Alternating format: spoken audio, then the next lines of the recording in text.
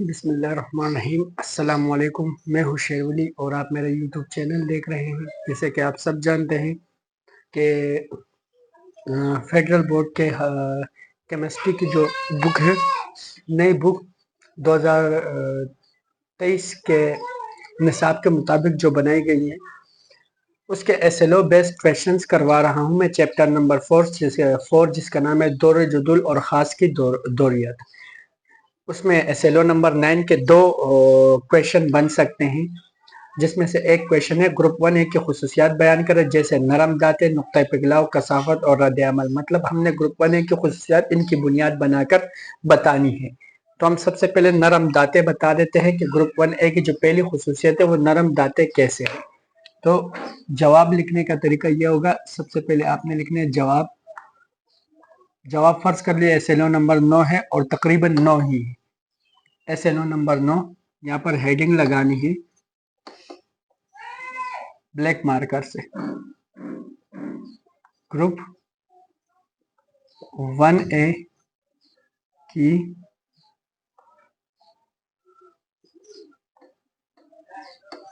खुसूसियात।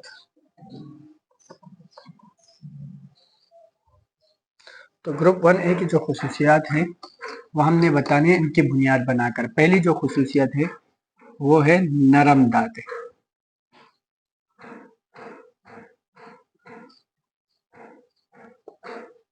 अब नरम दाते क्या करने हमने, नरम दातों में ये होता है कि जो भी एलिमेंट्स जिनके आखिरी शेल में एक इलेक्ट्रॉन हो वो नरम होते हैं, वो कमजोर होते हैं।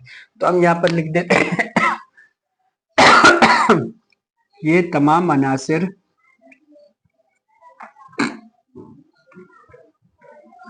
नरम दाते हैं। ग्रुप 1A अल्कली मेटल्स भी इसे कहते हैं। दूसरे नंबर पर जो पॉइंट है वो है नुक्ता पिघला। हम यहाँ पर लिख देते हैं बे पर, इसे अलिफ कर दिया है और इसे बे। बे का जो पॉइंट बनता है वो है नुक्ता पिघला।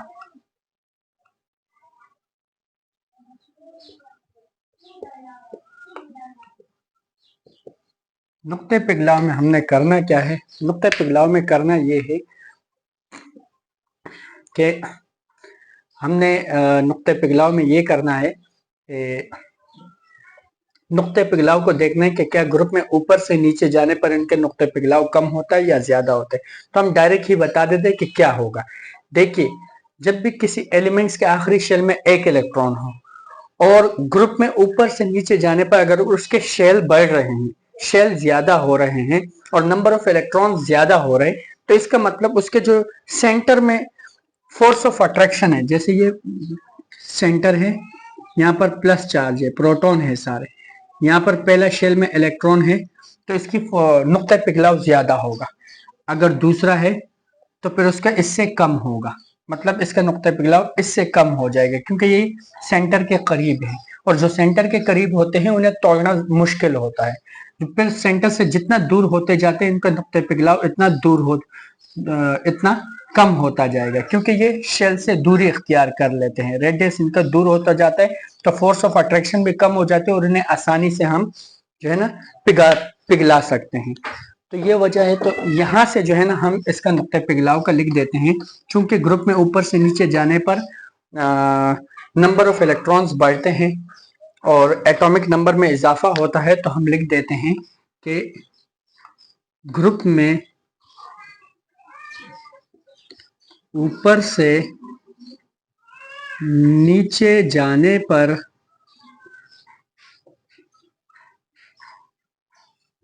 नुक्ते पिघलाव कम होता है।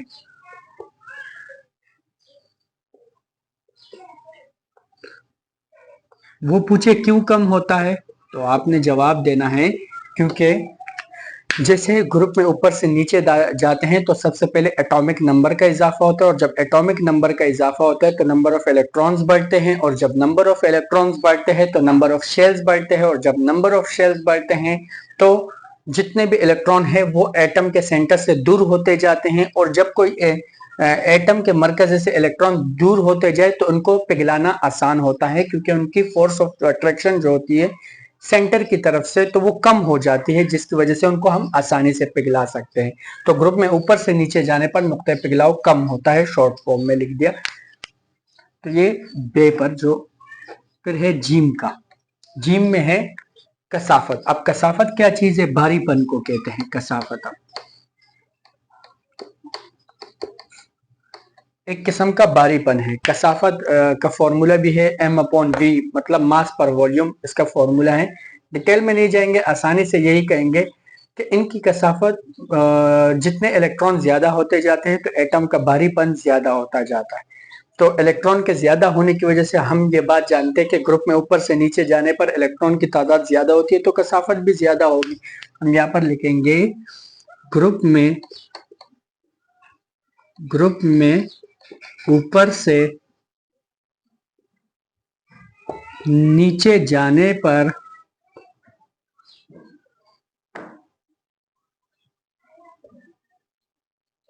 कसाफत में इजाफा होता है।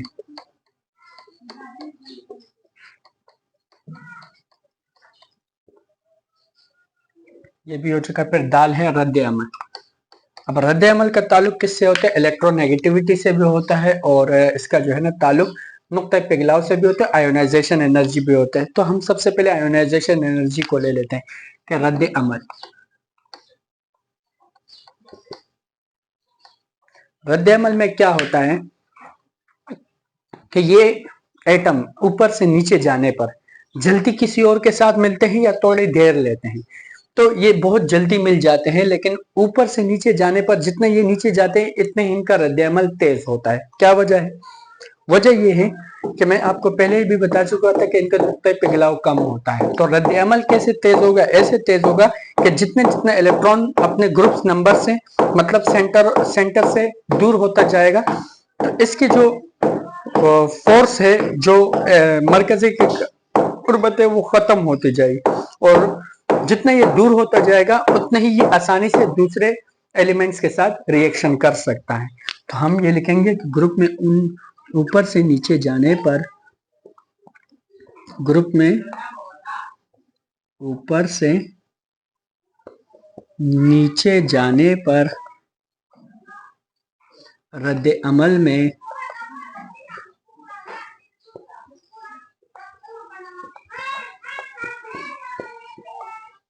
इजाफा होता है। तो ये आपके कितने सवाल? एक सवाल हो चुका, जो कि मैंने आपको सारी डिटेल में समझाया। अब दूसरे सवाल एसएलओ पर, उसी के एसएलओ पर आते हैं कि ग्रुप 1A की खुसूसियात की पेशगोई करे और मुतल्लिका मालूमात फराहम करे। आसान है, मतलब हमने पेशगोई बतानी है कि ग्रुप 1A में क्या क्या हो सकता है, मतलब अंदाजा लगाकर बताने, पेशगोई करनी है। तो उसकी पेशगोई बिल्कुल आसान है। हम जवाब लिखते हैं, जवाब ग्रुप 1A की पेशगोई और मालूमात। तो जवाब लिखना है, जवाब ग्रुप 1A की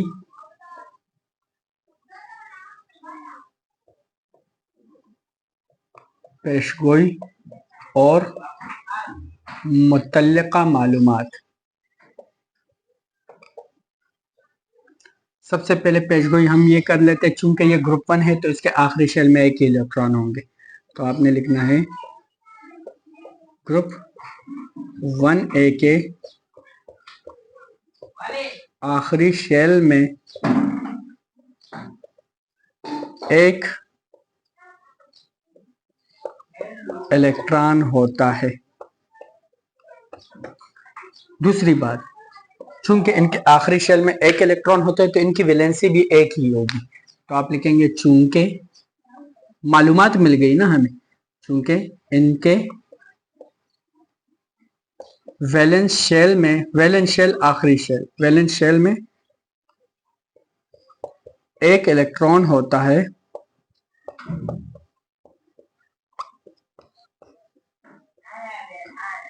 और इनकी वैलेंसी भी एक होती है।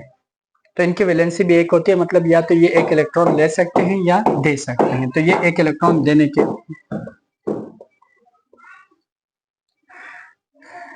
इनकी आयोनाइजेशन एनर्जी, इनकी आयोनाइजेशन एनर्जी के बारे में अब बताते हैं क्या होती है आयोनाइजेशन एनर्जी। ऊपर से नीचे जाने पर कम होती है, ऊपर से नीचे जाने पर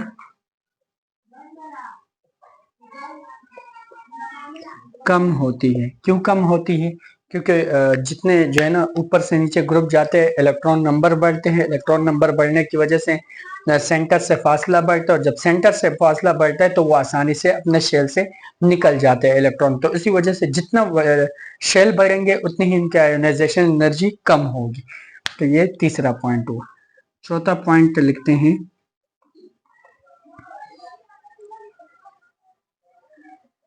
अच्छा तो चौथा पॉइंट इनका लिख देते हैं, कोई पेशगोई के मुतालिक कोई भी पेशगोई लिखते हैं चौथे में। हाँ, ये बहुत ज्यादा फाल होते हैं, मतलब ये बहुत ज्यादा फाल होते हैं, काम करते हैं, मतलब ये हर एक के साथ मिल जाते हैं और काम करते हैं। फाल का मतलब होता है कारकर्दगी। तो ये इसके 4 पॉइंट हुए। उम्मीद है आपको सारे पॉइंट समझ में आ चुके होंगे, पूरा लेक्चर समझ में आ चुका होगा, डिटेल के साथ मैंने समझाया। तो मेरे लेक्चर देखते रहिए, अपने दोस्तों को भी बताएं, जो भी फेडरल बोर्ड के बच्चे हैं उन्हें भी बताएं, कराची बोर्ड वालों को भी बताएं, क्योंकि कराची बोर्ड का भी यही चैप्टर है और उसमें भी यही मालूमात सारी शामिल है। तो इसी के साथ इजाज़त चाहते हैं। अल्लाह हाफिज़, शुक्रिया।